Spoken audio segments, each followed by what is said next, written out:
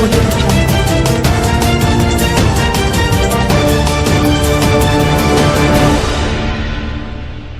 नमस्कार, न्यूज 20 बिहार की आवाज में आपका स्वागत है।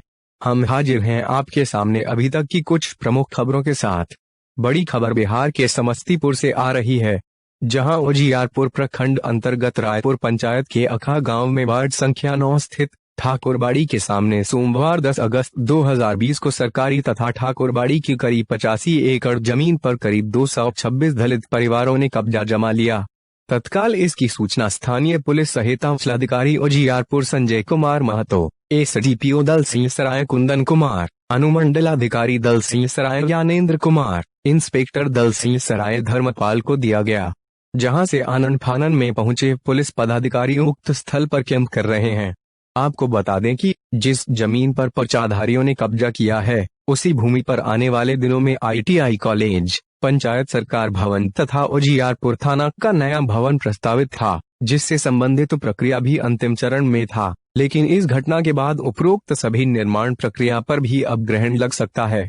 इस मामले में रायपुर ठाकुरवाड़ी के महंत रामशंकर दास का कहना है कि वर्ष 1999 में उच्च न्यायालय पटना द्वारा सभी पर्चाधारियों का जारी की गई पर्चा खारिज कर ठाकुरवाड़ी के चंदौली स्थित जमीन पर अवैध रूप से कब्जा करने वाले को प्रशासन के द्वारा खाली कराया गया तथा सरकार द्वारा ठाकुरवाड़ी का 183 एकड़ जमीन में से 2 हिस्सा भगवान व सेवादार को दे दी गई तथा एक हिस्सा सरकार अधिशेष घोषित कर कब्जा में ले लिया गया, जिसका सरकार के द्वारा जमीन के किसी भी हिस्से का सीमांकन नहीं कराया गया है, जिससे ऊहापोह की स्थिति बनी हुई है।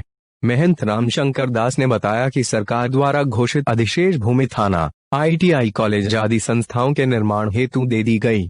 इधर घटना के संबंध में सूत्रों से प्राप्त जानकारी के अनुसार जिस भूमि पर दलित परिवारों के द्वारा कब्जा की गई है, उस भूमि को अधिशेष घोषित कर सरकार के द्वारा सरकार के अन्य विभागों व संस्थानों को सौंपने की कवायद शुरू कर दी गई थी, जिसकी जानकारी मिलते ही आक्रोशित होकर सभी भूमिहीन पर्चाधारियों ने बिहार सरकार के द्वारा निर्गत पर्चा के आधार पर सोमवार 10 अगस्त 2020 को ठाकुरबाड़ी तथा सरकार के अधिशेष भूमि, जिसका कुल रकबा करीब 85 एकड़ था, पर कब्जा जमा लिया। कब्जा किए गए इस जमीन पर करीब 138 दलित परिवारों ने अपनी अपनी झोपड़ी भी बना लिया है।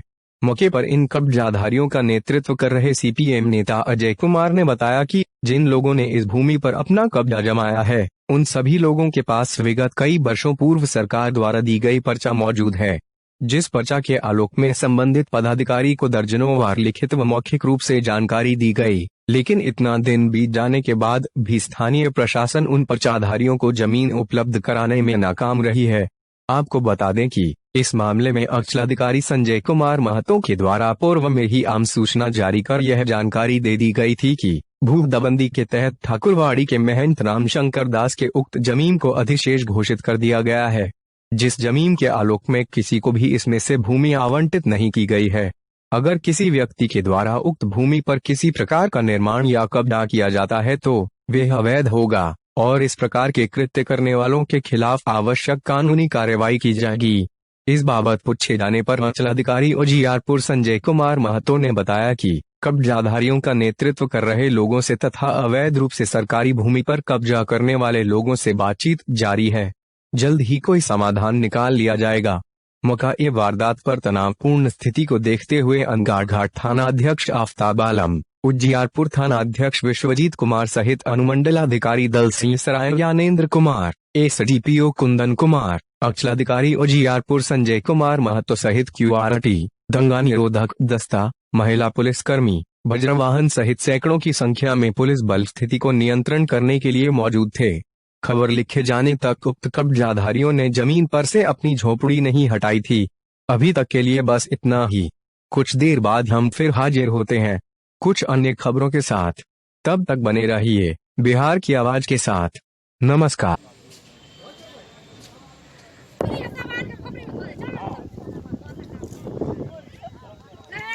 खड़ा करके मणिकांत चौधरी जमीन रजिस्ट्री कराने, उस नाम का कोई आदमी नहीं, और उस रजिस्ट्री को भी DM कैंसिल कर दिया। क्या कैंसिल कर दिया? मणिकांत चौधरी हाई कोर्ट में जो है ना महंत के तरफ से लड़ने लगा और ये सब करके लिया इसमें लेकिन आखिरी चीज वक्त 2 यूनिट दे दिया जाए, इनका चॉइस लीजिए, दे दीजिए।